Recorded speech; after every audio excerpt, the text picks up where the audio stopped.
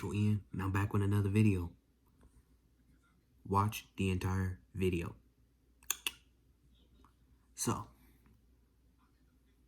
now I'm about to talk about the Federal Reserve and who really owns it. Because, man, they gonna try to tell you on the internet that nobody owns the Federal Reserve. But what I found out, it's owned by demons. It's owned by demons and these demonic families. Straight up, man. And in this video, I'm gonna prove to you who really owns the Federal Reserve and the dark truth behind it. Let's go for a ride, baby. Let's get it. I'll say, Ian, what do you mean, who are these families that own the Federal Reserve? Bro, shows you right here. And it's yellow highlighted. And I'm about to read it. Goldman Sachs, the Rockefellers, the Lehmans, and the Kuhn Loebs of New York, the Rothschilds of Paris and London, the Warburgs of Hamburg, the Lazards of Paris, and the Israeli Moses I don't know how to say that word. If you could correct me in the comment section, please. Of Rome. Bro, these are the families that own the Federal Reserve here in America. And y'all need to spread this information. Not only that, bro, you know what they do? The control that these banking families exert over the global economy cannot be overstated and is quite intentionally shrouded in secrecy. Bro, they literally control our money. Like, no wonder why they keep printing money. No wonder why they keep on printing this money. No wonder why I said money is an illusion. So now I'm about to discuss how it really works. Now, the preface. We gotta avoid any confusion. Like, this website is gonna emphasize upfront that all functions of the Federal Reserve are entirely unnecessary in an economy based on a well-designed cryptocurrency, which provides the relatively useful technical functions that the central banks provide. All the toxic elements of central banking that plague our world today also eliminating with a well-designed cryptocurrency, because self-serving politicians can't collude with gigantic private banks to manipulate a crypto money supply and crypto banking system.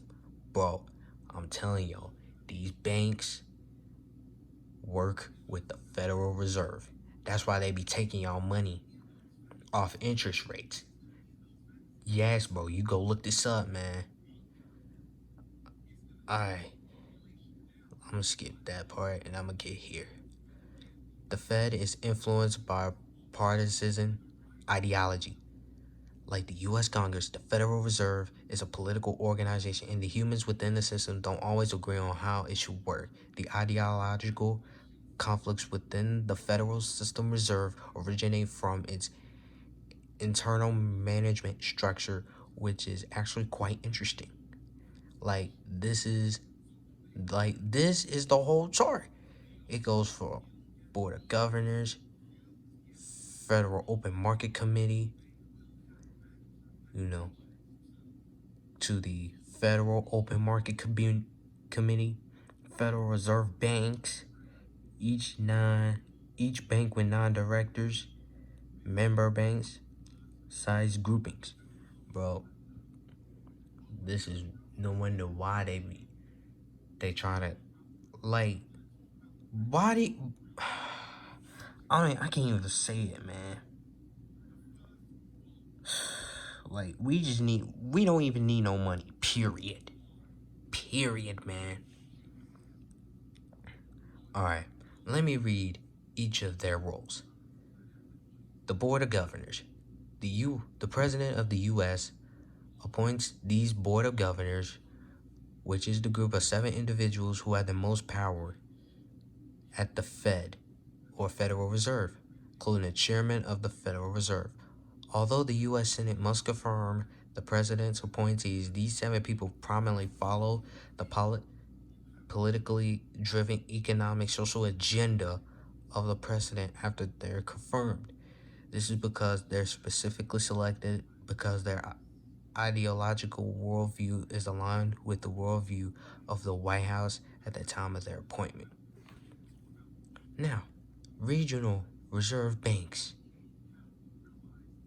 what they do. Each of the 12 regional Federal Reserve banks is governed by a board of directors, which are elected by all the thousands of member banks throughout the nationwide Federal Reserve System. The board of directors at each regional reserve bank then appoints their own president. Y'all need to go read this straight up, because it really gets deep. The member banks, their board of directors, and the presidents they appoint to lead their respective regional reserve banks generally reflect the authentic cultural and ideological values of their geographically diverse constituencies. I don't know how to say this. I don't even know how to say some of these words. I'm starting to learn though, which can be substantially different from the values of the overlords in Washington. Like I said, we don't need no banks. We don't need the Federal Reserve. We don't need no currency. We don't need money, period. Now, the LPO, Public Administration, or Limited Private Ownership Public Administration.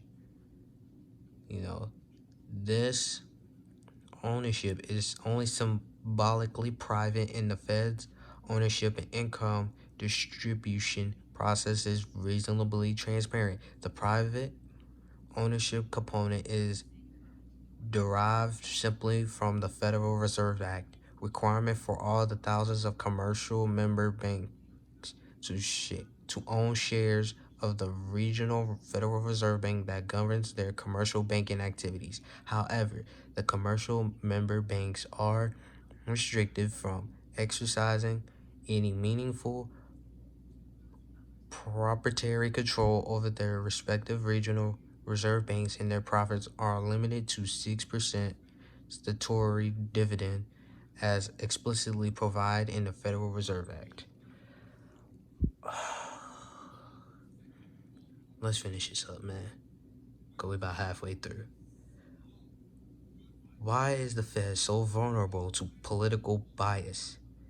The actual control of the Federal Reserve System is concentrated in the Board of Governors, which is appointed by the President of the U.S. and confirmed by the Senate. This exposes the Federal Reserve System to significant ideological and political bias.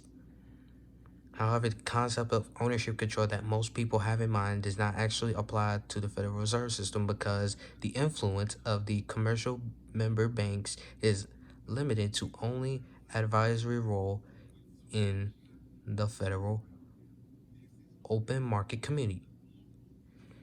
The FOMC, or Federal Open Market Committee. This is where it is compromised of the 7 members of the Board of Governors and 5 of the 12 Reserve Bank presidents. Man, like, why do we need the Federal Reserve? Why can't we just go off? Why is there even money in this world? Okay, let me skip that part. The Fed's policy structure already explains its malfunctions. No need for conspiracy theories. Like, I'm gonna tell y'all, this is not no conspiracy. The Federal Reserve should have much more transparent auditing process for many good reasons. which would put to rest many legitimate questions about integrity of its operations. And the statutory 6% dividend should not be fixed. Rather, it should be pegged to an almost natural market-based interest rate pricing mechanism to reduce the Federal Reserve System's inherent bias towards low interest rates. Nevertheless, most of the other conspiracy theories about my fault, people. Let me read that again. Nevertheless, most of the other conspiracy theories about the Federal Reserve are merely distractions from two fundamental questions that are easy to answer. Yes, bro. This is not no conspiracy. And does money supply manipulation hurt an economy? Yes, man. That means the Federal Reserve should not be allowed to manipulate the U.S. money based on the political-driven agendas of career-minded politicians whose decision-making processes are always distorted by the ever-looming interests of their private benefactors. That's what caused the Great Depression, because the Federal Reserve got involved and literally crashed the whole entire economy. People, we need to take sole control of we just gotta take control of everything. We can't wait no longer. We cannot wait no longer. Does the Federal Reserve System provide any useful benefits of the U.S. banking system? Yes, it provides some useful technical benefits to the banking system, which should be appreciated. However, that does not mean U.S. citizens should tolerate all the toxic economic effects that the Fed's White House controlled monetary policy afflicts on the U.S. and global economies. Wake up, people. Wake up. And last thing, a fair and realistic understanding of the Fed. Now the dysfunction that most Americans hate about the Federal Reserve should begin to make more sense. However, I can hope we can agree on two basic points. Hold on, let me see this. No, we don't need the Federal Reserve System. We don't need this crap anymore. Yeah, man. That's crazy, dog. Why do we need the Federal Reserve? Why do we need them? I think I know why. Because it's an agenda. Everything is an agenda. You people better wake up. Wake up today. No wonder why the Federal Reserve caused the Great Depression, because they stick their nose in the business. There was no need for that. And y'all people gonna believe that the Federal Reserve is for the people. It's not for the people. It's for them families they control it, and for themselves. And for the White House. It ain't for the citizens. This is what I say. We need our own everything. We need our own everything. Straight up. This is the end of this video. Man. Y'all better wake up out here, dog. We just need to abolish the Federal Reserve. We need to abolish it. We need to create... I can't say this enough. We need to create our own everything. Please share this video, like, comment, subscribe to the channel if you're new. If you need any consolation or advice, it'll be in the description down below. To the next video, Spiritual Ian signing out, man. Peace.